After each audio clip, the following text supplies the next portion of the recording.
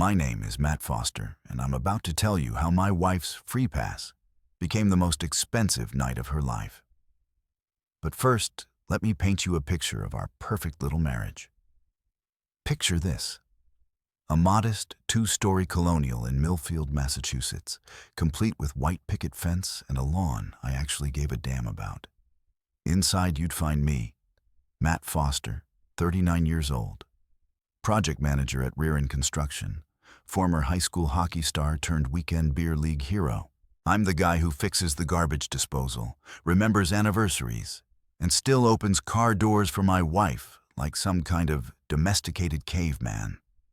Then there's Vanessa. Vanessa Foster, née Richardson, 36 years old, marketing executive at Brightway Communications. She's got that polished professional look that screams, "I peaked in college, but I'm still trying." Blonde highlights that cost more than my monthly beer budget, yoga pants that have never seen a yoga studio, and a smile that could sell ice to Eskimos, which coincidentally is pretty much her job. Our son Tyler, 15, is the best thing that ever happened to either of us. Though lately he's been giving Vanessa the kind of looks usually reserved for expired milk. Smart kid. For 12 years, we were the couple other couples envied. We had barbecues, went to Tyler's hockey games together, took family vacations to the Cape. I worked my ass off to provide. She climbed the corporate ladder, and we both pretended that the growing distance between us was just the natural evolution of marriage. But here's the thing about perfect marriages. They're like perfect storms. All that pressure building up underneath has to go somewhere eventually. The cracks started showing about 6 months ago. Vanessa began having more girls' nights than a sorority pledge. She'd come home smelling like expensive cologne that definitely wasn't mine, with stories about Chloe's latest drama or Mel's dating disasters that sounded rehearsed. Her phone became surgically attached to her hand, and she guarded it like state secrets. "I'm just going through a phase," she'd say when I asked about her sudden need for space and personal growth. "Every woman needs to rediscover herself at some point." I nodded along like the supportive husband I was raised to be, even when her idea of self-discovery involved coming home at 2 a.m. with her lipstick smeared and her story changing every time she told it. The breaking point came on a Tuesday night in October. I was in the kitchen fixing a sandwich when I heard Vanessa on the phone upstairs, her voice carrying through the thin walls of our supposedly perfect home. "Oh my God, Chloe, you should have seen his abs. Rico's been working out like crazy since we broke up." Giggles, I know I'm married, but a girl can look, right?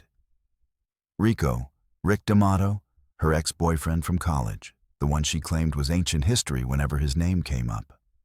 The same Rico who owned that flashy gym downtown, drove a Camaro like he was still 22, and had the kind of tan that screamed, "I spend more on skincare than most people spend on groceries."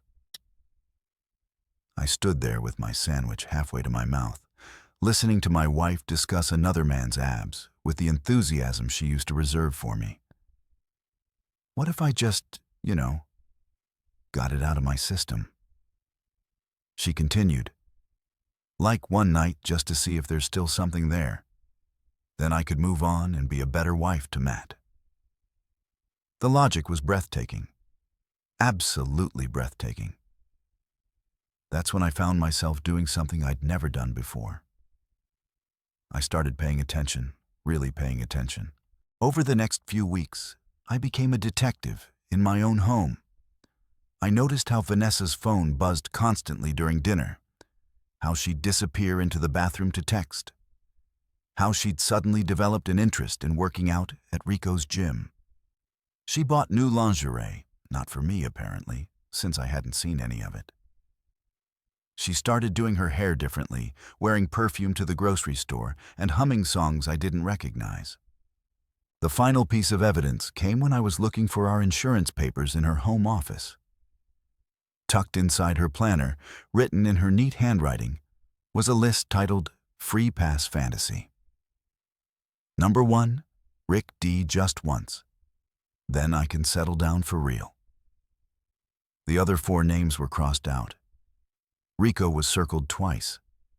I stared at that list for a long time, feeling something cold and sharp settle in my chest. Not heartbreak, that would come later. This was something else entirely. This was clarity. I took a photo of the list with my phone, put everything back exactly where I found it, and went downstairs to wait. Vanessa came home an hour later, practically glowing with whatever decision she'd made. She found me in the living room, watching the news and drinking a beer like it was any other Tuesday night. "Matt, honey, we need to talk." I muted the TV and turned to face her, my expression carefully neutral. "Sure, babe. What's on your mind?" She perched on the edge of the coffee table, her hands clasped in her lap like she was about to deliver a presentation, which in a way she was. "I've been thinking about us, about our marriage, and I think we need to be more open with each other." "Open how?" "Well, you know how some couples have like a free pass where they can be with one person from their past just to get closure?" I took a slow sip of my beer. "Can't say I'm familiar with the concept. It's actually very healthy," she said, her voice gaining confidence. "It eliminates the what-if factor that can poison a relationship. Like, what if I never got proper closure with Rico? That uncertainty could eat away at our marriage for years." "Rico," I repeated, "right? And the thing is, I ran into him at the gym, and there's still this energy between us. But if I could just spend one night with him, get it out of my system completely, then I could come back to you and Tyler with a clear head and a full heart." The performance was flawless. She'd clearly been practicing this speech for weeks, complete with buzzwords she'd probably gotten from some self-help article about conscious uncoupling or ethical non-monogamy. I finished my beer and set the bottle down carefully. "One night, just one night, and then never again, I promise. And you think this will make you a better wife?" "I know it will." I nodded slowly, as if I was actually considering this insane proposal. "When were you thinking?" Her eyes lit up. "This weekend. Rico has this really nice apartment above the gym, and you've already talked to him about this." A slight flush, just hypothetically. "Of course." I stood up, stretched, and gave her my most understanding smile. "You know what, Vanessa? I think you're absolutely right." "Really? Really? In fact, I'll help you pack." The look of relief on her face was almost comical. She threw her arms around me, pressing her face against my chest. "Oh, Matt, thank you for being so understanding. This is exactly why I love you. You always put my happiness first." "That's what husbands are for," I said, patting her back gently. "Why don't you go get your things together? I'll drive you over to Rico's place myself." She pulled back, searching my face. "You don't have to do that. I insist. After all, if my wife is going to have her one perfect night, I want to make sure she gets there safely." 20 minutes later, I was loading Vanessa's overnight bag into our Honda Civic while she touched up her makeup in the passenger seat. She changed into a black dress I'd never seen before, the kind that cost more than my work boots and left very little to the imagination. "You look beautiful," I told her as we pulled out of our driveway. "Thank you, baby. And Matt, tomorrow, when I come home, everything will be different. Better. I promise. I'm counting on it." Rico's gym was in a converted warehouse downtown, all glass and chrome and motivational posters. His apartment was on the 2nd floor, accessible through a side entrance that screamed bachelor pad. I could see him waiting in the window, probably watching for our car like some kind of predator. I pulled up to the curb and put the car in park. Here we are. Vanessa leaned over and kissed my cheek. "I love you, Matt Foster. I love you too, Vanessa. Have fun getting your closure. She grabbed her bag and practically skipped to the door, where Rico appeared in a tight black t-shirt and jeans that probably cost more than my mortgage payment. He was exactly what you'd expect. All flash and no substance. The kind of guy who still wore his high school class ring and called everyone bro. I watched them embrace, watched him run his hands down her back in a way that should have made my blood boil. Instead, I felt nothing but cold satisfaction. As they disappeared into the building, I pulled out my phone and called my best friend, Dave. Matt, what's up, man? I just dropped my wife off at her ex-boyfriend's apartment for the night. What? She asked for a free pass one night to get him out of her system forever. Dude, are you having a breakdown? I laughed, surprising myself. Actually, Dave, I've never been clearer about anything in my life. Want to help me change some locks? Dave arrived at my house 40 minutes later with a toolbox, a 6-pack of beer, and the kind of grin usually reserved for Christmas morning. So, let me get this straight, he said, setting his tools down in my foyer. Vanessa actually asked you for permission to sleep with her ex-boyfriend. Not just asked. Convinced me it would be good for our marriage. And you said yes. I said yes. I twisted the cap off a beer and handed it to him. I even drove her there myself. Dave shook his head in amazement. Matt, buddy, you're either the most understanding husband in Massachusetts, or you've completely lost your mind. Maybe both. We started with the front door, replacing the deadbolt with a shiny new one that came with exactly 2 keys, both of which would be staying with me. As we worked, I filled Dave in on the details. The mysterious phone calls, the new lingerie, the free pass fantasy list I'd found in Vanessa's planner. She actually wrote it down? Dave asked, nearly dropping his screwdriver. In her neat little handwriting. Rico was number 1, circled twice. Jesus, what were the other names? Her college professor, some guy from her yoga class, her boss, and this was my favorite, the UPS driver. Dave burst out laughing. The UPS driver. Apparently Steve has really nice forearms. Unbelievable. He finished installing the new lock and tested it twice. So, what's the plan here, Matt? You can't just lock her out forever. Watch me. But Dave was right. I needed a real plan. Changing the locks was just the opening move. What I had in mind was something much more comprehensive. Something that would ensure Vanessa got exactly what she'd asked for. Complete closure. While Dave worked on the back door, I went upstairs to Vanessa's home office. Her laptop was still open, password saved and logged into everything. Her email, her social media accounts, her cloud storage, all of it sitting there like an early Christmas present.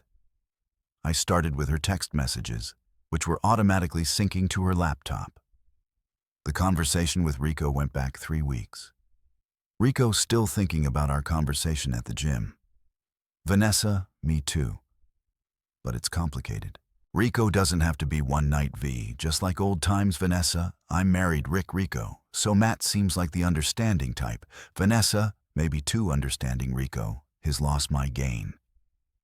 And then from just 2 hours ago, Vanessa on my way. Matt's driving me over Rico seriously, Vanessa. I told you he was understanding Rico, understanding, or stupid Vanessa. Does it matter?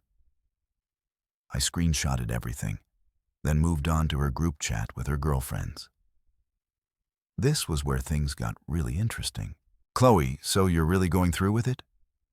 Vanessa, tonight's the night. Mel, I still can't believe Matt said yes. Vanessa, he practically packed my bags. Chloe, think he suspects anything? Vanessa, suspects what? That I've been planning this for months. No way. He's too trusting. Mel, what if Rico is not as good as you remember? Vanessa, then at least I'll know. But if he is, Chloe? If he is what? Vanessa, Let's just say Matt might not be the only one getting a reality check. I sat back in her chair, staring at the screen. Months.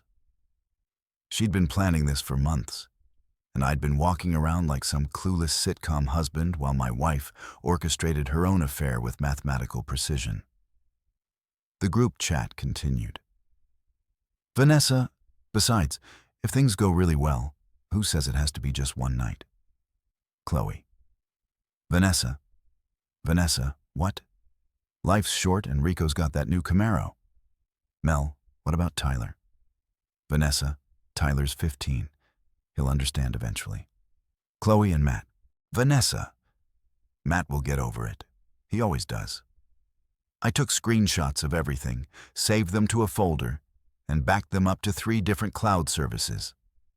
Then I opened her social media accounts and started documenting her recent posts. All the cryptic messages about new beginnings and following your heart that I'd assumed were just generic, inspirational nonsense. Dave appeared in the doorway. Locks are done. What are you doing up here? Research. I showed him the screenshots. He whistled low. She's been planning this for months. And that's not even the best part. I scrolled to the bottom of the group chat.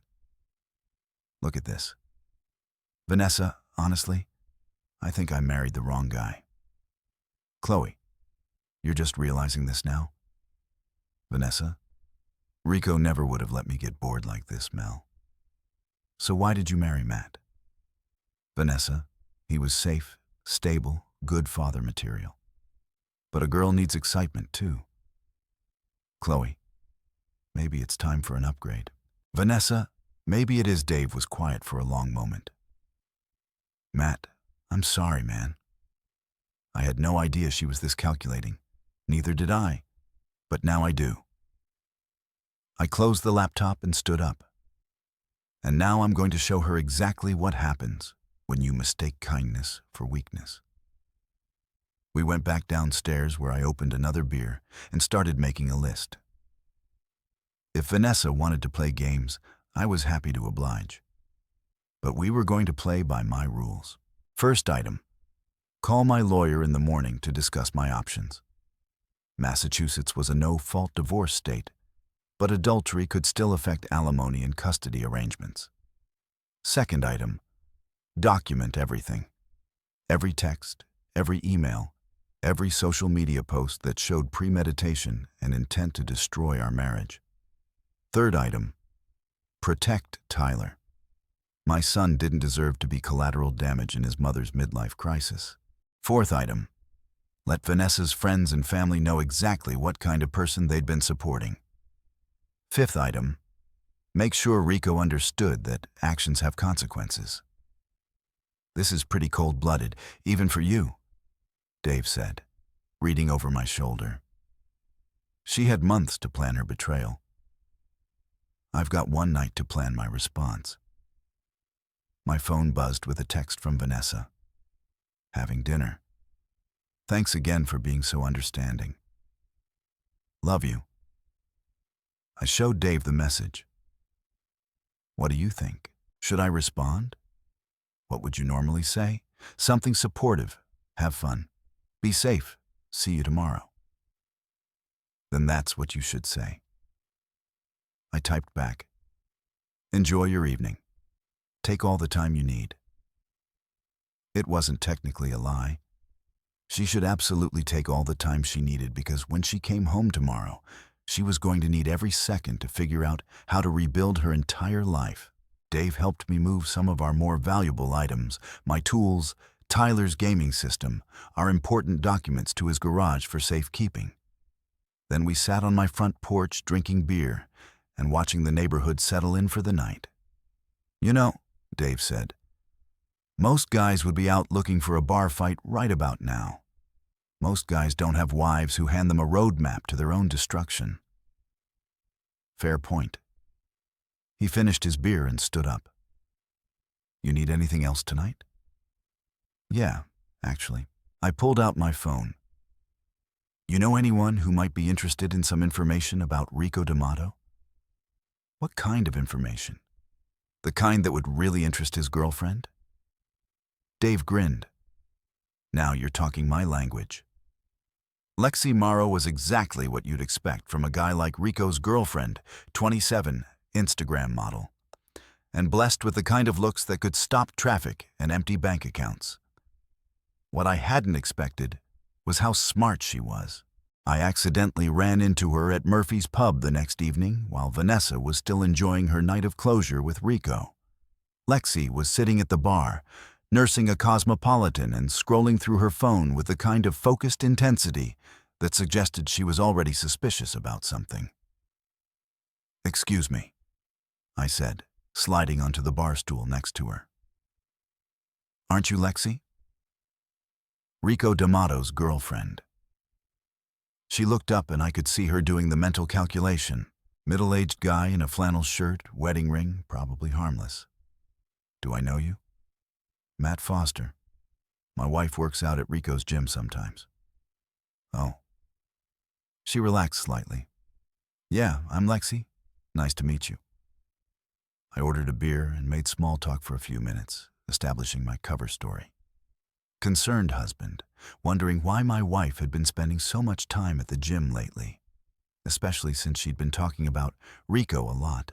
"Rico's a great trainer," Lexi said. But there was something guarded in her voice. Very dedicated to his clients. "I'm sure he is. Actually, that's kind of what I wanted to ask you about." I took a sip of my beer, playing the part of the nervous, slightly clueless husband. My wife mentioned that she and Rico used to date back in college. Ancient history, you know.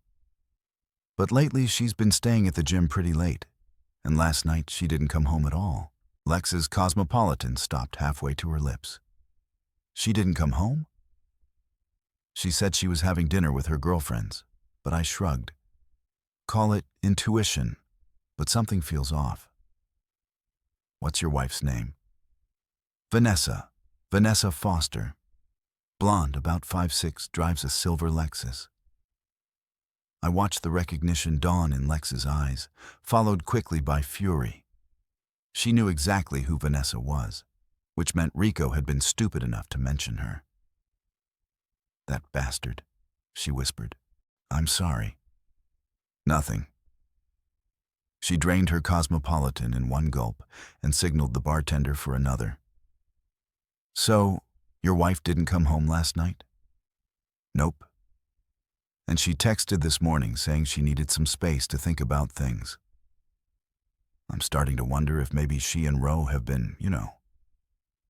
Lex's laugh was sharp and bitter. "Oh, I know exactly what they've been doing.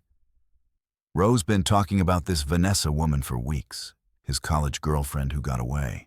The one who married some boring guy but still had feelings for him." He said that. He said a lot of things, including how he was going to show her what she'd been missing and remind her why she fell for him in the first place. She turned to face me fully. "Your wife asked for this, didn't she? She came to you and asked for permission to sleep with her ex-boyfriend." I blinked, playing dumb. "How did you?" "Because that's exactly what Rico said would happen. He said she was going to convince you to let her have one night with him, just to get it out of her system. He thought it was hilarious that you'd be stupid enough to agree." Jesus. Yeah. Jesus. Lexi pulled out her phone and started scrolling through photos. "You want to see what your wife's one night of closure looks like?" She showed me a series of Instagram stories from Rico's account. Pictures of expensive wine, candles, rose petals on a bed. The final photo showed 2 wine glasses and a woman's hand wearing a wedding ring that I recognized immediately. "He posted this?" I asked. "Oh, he's been documenting the whole thing. Look at this one." The next photo was a selfie of Rico looking smug and satisfied with the caption, "Some nights are worth waiting for. Second chances worth the wait." "I am so sorry," Lexi said, and I could tell she genuinely meant it. "You seem like a really nice guy, and you don't deserve this." Neither do you. No, I don't. She finished her second Cosmopolitan and stood up. But unlike you, I'm not going to sit here and take it. What are you going to do? Her smile was sharp enough to cut glass. I'm going to go have a conversation with my boyfriend and his college sweetheart. Want to come watch? Part of me was tempted, but I had other plans. Thanks, but I think I'll pass. I've got some thinking to do. Fair enough. She gathered her purse and jacket. But Matt, when you're done thinking and you decide you want some payback, call me. She handed me her business card, which surprisingly listed her as a social media consultant rather than just an Instagram model, and headed for the door. I finished my beer slowly, giving Lexi a 20-minute head start. Then, I drove home and settled in to wait for the fireworks. They started at 11:47 p.m., when my phone buzzed with a video message from an unknown number. The footage was shaky and dark, but the audio was crystal clear. Lexi screaming at Rico and Vanessa, calling them both every name in the book while systematically destroying Rico's bedroom. I could hear Vanessa crying and Rico trying to play peacemaker, which only made Lexi angrier. "You think this is funny?" Lexi shouted. "You think you can humiliate me and post it on social media like some kind of trophy?" "Baby, calm down," Rico said. "It's not what you think. It's exactly what I think. You've been planning this for weeks, both of you." "Lexi, please." Vanessa's voice, tearful and pathetic. "It was just supposed to be one night." "One night? One night? You're married. He's my boyfriend. What the hell is wrong with both of you?" The video ended with the sound of something expensive breaking and Rico cursing in Italian. I saved the video and texted back, "Thank you. This is very helpful." The response came immediately. "Just getting started. Check Rico's Instagram." I opened the app and found that Rico's account had been modified. Someone had changed his bio to read "cheating scumbag who steals other men's wives. Currently single and looking for a new place to live. All of his recent posts had been edited with new captions that told the real story of his affair with Vanessa, complete with screenshots of their text conversations. My phone rang.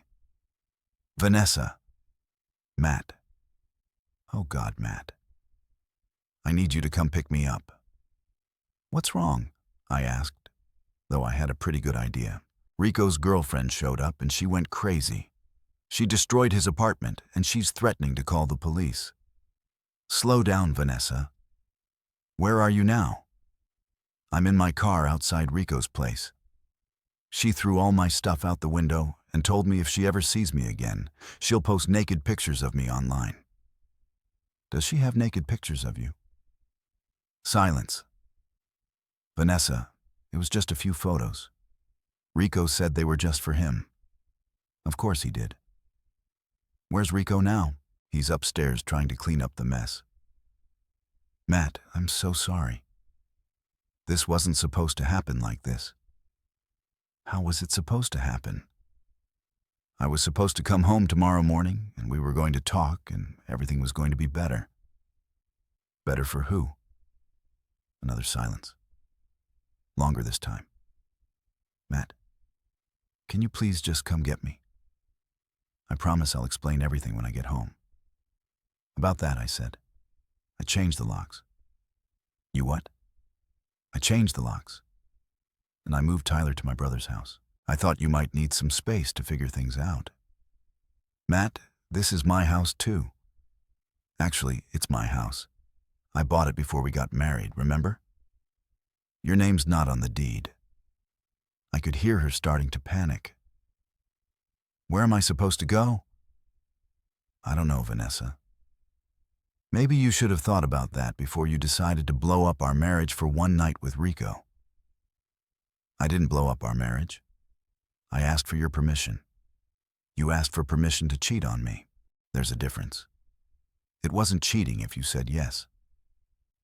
"Is that what you're going with?" because I've got screenshots of your text messages that tell a very different story. Dead silence. Yeah, that's right. I found your group chat with Chloe and Mel. The one where you talk about how you've been planning this for months. The one where you call me too trusting and discuss upgrading to a better husband. Matt, the one where you say, I'll get over it because I always do. It wasn't like that. It was exactly like that. And you know what? You were wrong about one thing. What? I'm not going to get over it this time. I hung up and turned off my phone. Then I opened Vanessa's laptop, which was still logged into all her accounts, and got to work. By morning, Vanessa's carefully constructed social media presence had become a cautionary tale about the dangers of infidelity in the digital age. It started with her Facebook account, where I posted a heartfelt status update using her own words from the group chat. Sometimes you realize you married the wrong person. Life's too short not to follow your heart, even if it means hurting the people who trust you most. Chuck, new beginnings. Following my heart. Sorry, not sorry. The post included a photo from Rico's Instagram story, the one with the wine glasses and her wedding ring, along with a detailed explanation of how she'd asked her husband for permission to sleep with her ex-boyfriend, and was now discovering that actions have consequences. I tagged Chloe, Mel, and several other mutual friends, along with some of her co-workers and her boss at Brightway Communications. Then I shared the post to several local community groups where Vanessa was active, including the PTA group for Tyler's school and the Neighborhood Watch Committee.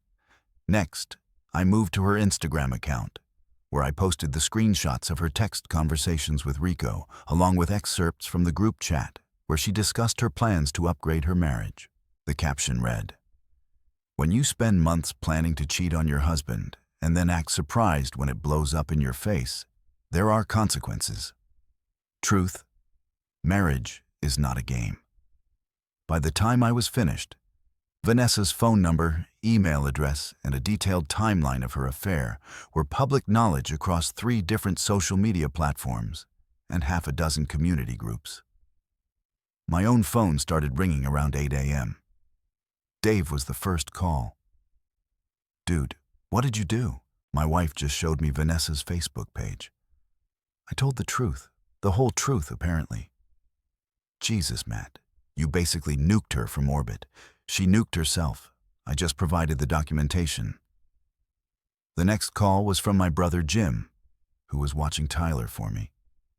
"Matt, Tyler's getting texts from his friends about his mom. What the hell is going on?" "I'll explain when I pick him up." "How's he handling it?" "Better than I expected, honestly. He said he's been waiting for you to figure out what was going on. Smart kid. He gets that from you.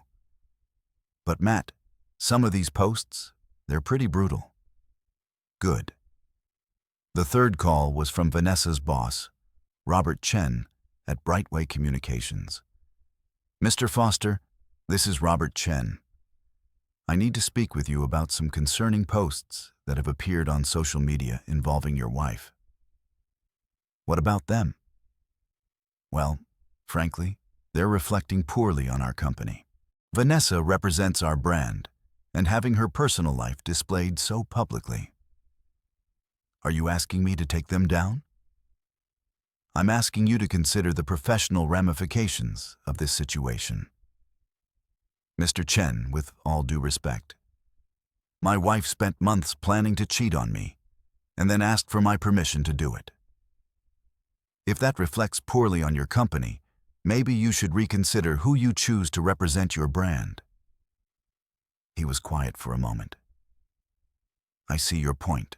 Besides, I didn't post anything that wasn't true.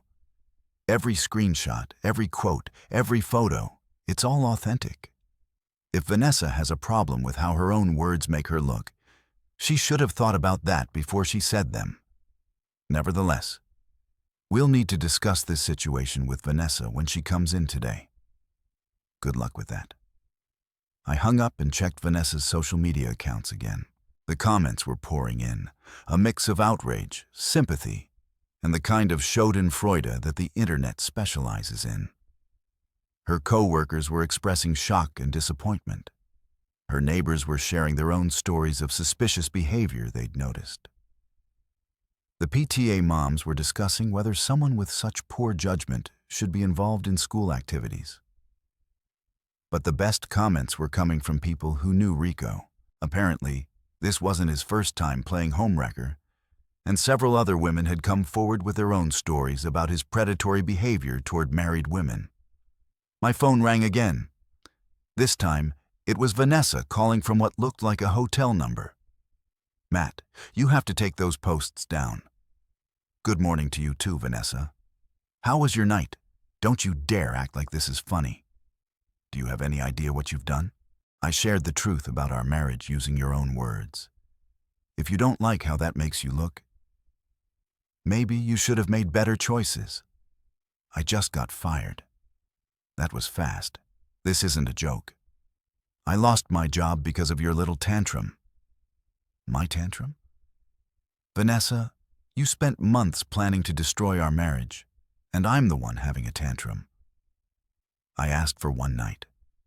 One night to get closure, and I gave it to you. How did that work out? Silence. Let me guess, I continued. Rico's not quite the man you remembered. Lexi made sure you both understood that actions have consequences. And now you're sitting in a hotel room wondering how everything went so wrong so fast. Please, Matt. I know I made a mistake, but a mistake. Vanessa, you didn't accidentally sleep with your ex-boyfriend. You planned it for months. You manipulated me into giving you permission. You told your friends I was too stupid to figure it out. That's not a mistake. That's a choice. What do you want me to say? I'm sorry. I'm sorry I hurt you. I'm sorry I was selfish. I'm sorry I made the worst decision of my life. That's a start. But sorry doesn't undo what you did. So what happens now? You destroy my life, and then we get divorced. I don't know, Vanessa. What did you think would happen when you decided I wasn't good enough for you anymore? I never said you weren't good enough. You said you married the wrong guy. You said you needed an upgrade. You said I was safe and stable and boring and that a girl needs excitement too. You read all my messages, every single one, including the ones where you and your friends laughed about how trusting I was, including the ones where you discussed making this more than just one night if Rico lived up to your expectations. Another long silence. Vanessa, let me ask you something. If Rico hadn't turned out to be a disappointment, if Lexi hadn't shown up and ruined your perfect night, would you have come home this morning? Of course I would have. Would you have told me the truth about how you felt? What do you mean? Would you have told me that you think you married the wrong person? Would you have asked for a separation so you could explore your feelings for Rico? The silence stretched so long, I thought she might have hung up. I don't know, she finally whispered. That's what I thought. I hung up and turned off my phone again. Then I drove to my brother's house to pick up Tyler and explained why his mother had blown up their family for one night with a guy who still wore his high school class ring. Tyler took it better than I expected. At 15, he was old enough to understand that his parents were flawed human beings and smart enough to have already figured out that something was seriously wrong with his mother's behavior. "So Mom cheated on you?" he said as we drove home. "Yeah. And you found out about it before she did it." "Yeah. And you let her do it anyway so she'd get caught." Something like that. He was quiet for a while, staring out the window at the familiar streets of our neighborhood. "Dad." "Yeah. Good." The next few days passed in a blur of phone calls, legal consultations, and watching Vanessa's carefully constructed life crumble in real time.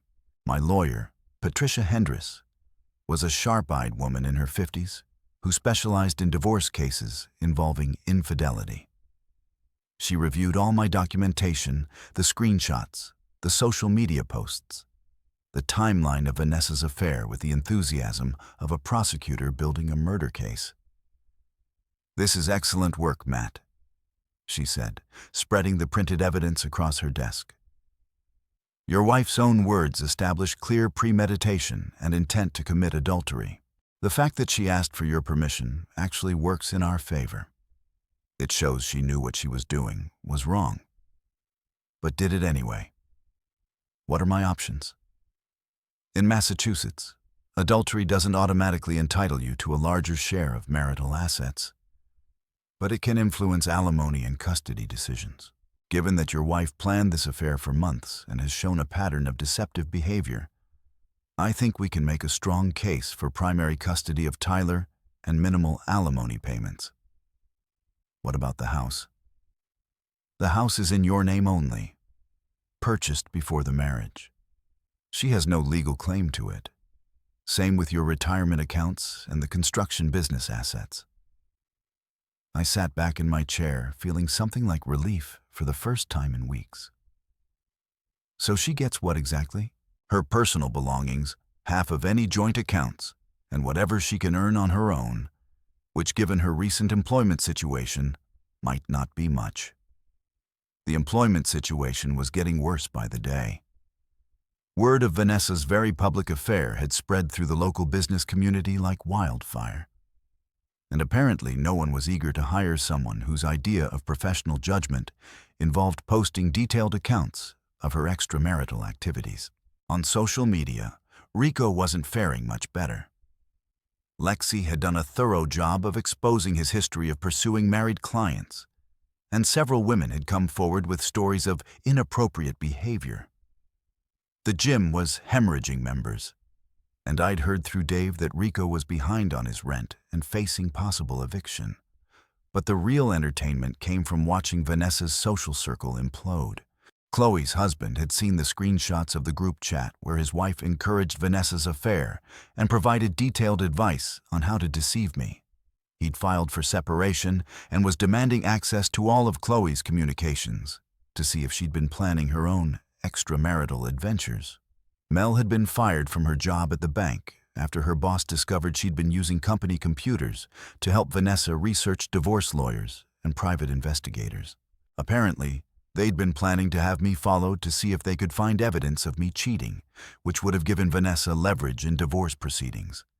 The whole conspiracy was unraveling beautifully, and I hadn't had to do anything beyond telling the truth and letting natural consequences play out.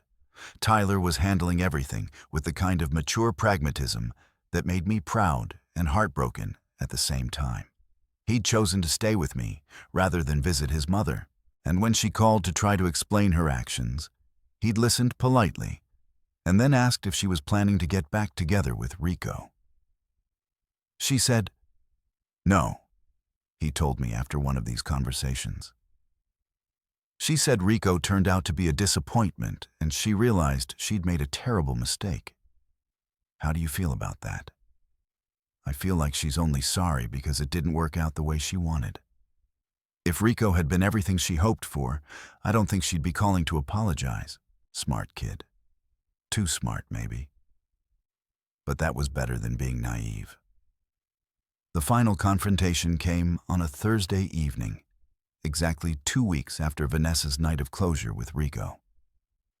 I was in the garage working on my truck when she pulled into the driveway in a rental car.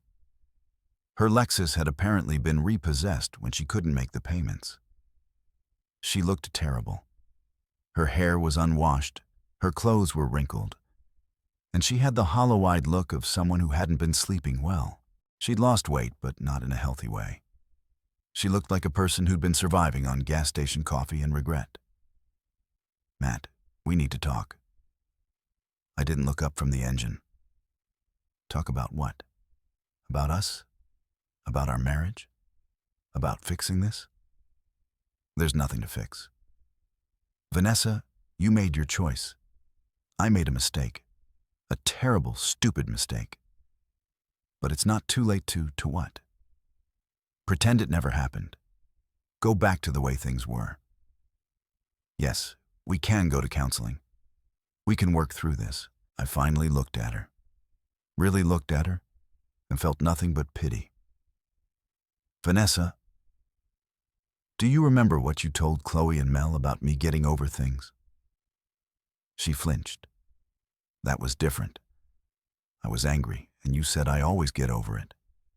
You said I was too trusting, too understanding, too willing to put your happiness ahead of my own. I was wrong. No, you were right.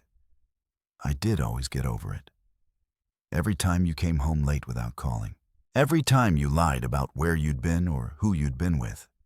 Every time you made me feel like I was being paranoid or controlling for asking basic questions about my own wife's behavior. I closed the hood of the truck and wiped my hands on a rag. But here's the thing you never understood, Vanessa. There's a difference between being understanding and being a doormat. There's a difference between forgiveness and enabling. And there's a difference between trusting your wife and being stupid enough to let her destroy your family for a one-night stand with a guy who posts about it on Instagram. Matt, please. You want to know the worst part? It wasn't the cheating. It was the planning. It was the months of lies and manipulation.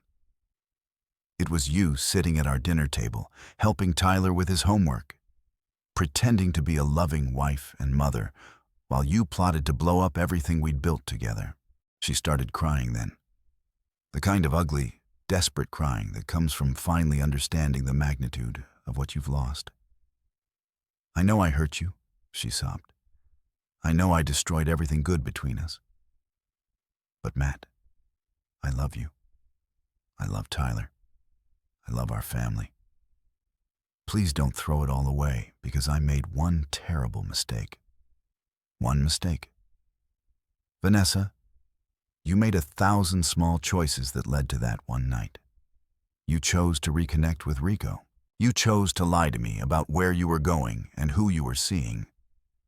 You chose to ask your friends for advice on how to deceive me. You chose to write down a list of men you wanted to sleep with. You chose to manipulate me into giving you permission to cheat.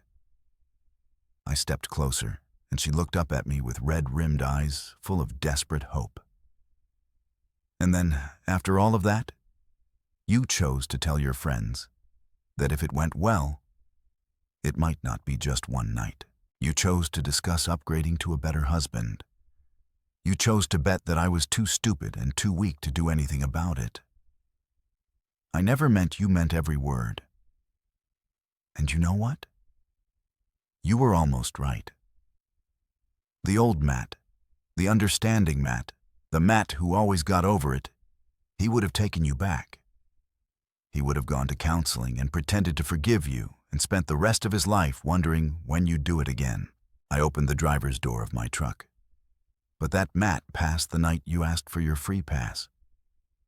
The Matt you're talking to now is someone different. Someone who finally understands that love without respect isn't love at all. It's just convenient. So that's it? She asked. 15 years of marriage and you're just going to throw it away. I got in the truck and started the engine. I'm not throwing anything away, Vanessa. You already did that. I'm just finally admitting it. As I backed out of the driveway, I could see her in the rearview mirror, standing alone in the driveway of the house she'd never live in again, finally understanding the true cost of her free pass. 6 months later, I was sitting on my back deck with a beer and the local newspaper when Tyler came out to join me. Mom called, he said, settling into the chair next to mine. Yeah, how's she doing? She got a job at that insurance place downtown. Part-time, but it's something. Good for her. Tyler was quiet for a moment, watching the sun set over our neighborhood. At 16 now, he'd grown 3 in and developed the kind of quiet confidence that comes from surviving a family crisis with your integrity intact. She asked if I wanted to have dinner with her this weekend. What did you tell her? I told her I'd think about it. I nodded. That's fair. Dad, yeah. Do you ever regret it? How you handled everything? I mean, it was a good question. One I'd asked myself many times over the past 6 months. Did I regret exposing Vanessa's affair so publicly? Did I regret destroying her reputation and her career? Did I regret choosing nuclear warfare over quiet divorce proceedings? No, I said finally. I don't regret it, even though it hurt her so bad. Tyler, your mother spent months planning to hurt me and you and our family. She just never expected there to be consequences for her actions. But she lost everything. She chose to risk everything. There's a difference. He thought about that for a while. The way teenagers do when they're trying to understand the complicated moral landscape of adult relationships. What about Rico? I smiled. Rico's story had become something of a local legend. After losing his gym and his apartment, he'd moved back in with his parents and taken a job at a chain fitness center in the next town over. Lexi had made sure that his reputation followed him wherever he went, posting detailed accounts of his affair with Vanessa on every review site and social media platform she could find. The last I'd heard, he was dating a divorced woman in her 50s who owned a nail salon and didn't take any of his nonsense. Rico learned that other people's marriages aren't playground equipment. I said, and Chloe and Mel? Chloe's getting divorced. Mel's working at a coffee shop and living with her sister. They learned that helping someone destroy their marriage can destroy your own life, too. Tyler nodded slowly. So, everyone got what they deserved. Everyone got what they chose. We sat in comfortable silence for a while, watching the neighborhood come alive with the sounds of evening, kids playing in yards, dogs barking, the distant hum of lawnmowers and backyard barbecues. Dad. Yeah. I'm proud of you for what? For not letting her get away with it. For showing me that you don't have to accept being treated badly, even by people you love. I reached over and squeezed his shoulder. That's the most important lesson I can teach you, son.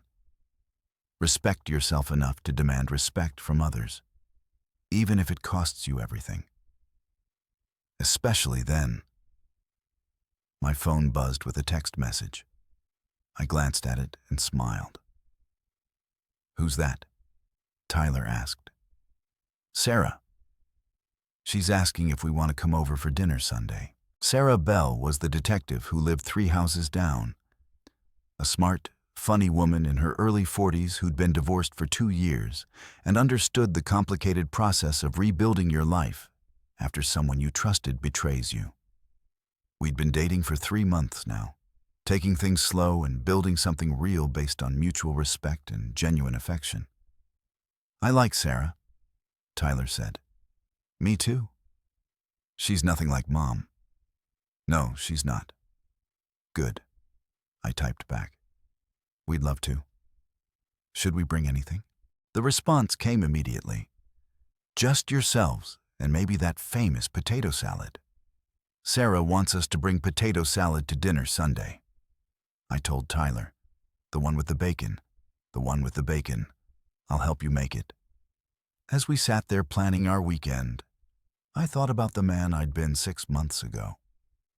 The understanding husband, the one who always got over it, the one who put everyone else's happiness ahead of his own dignity. That man was gone, replaced by someone stronger, someone who understood that kindness without boundaries isn't kindness at all. It's just enabling.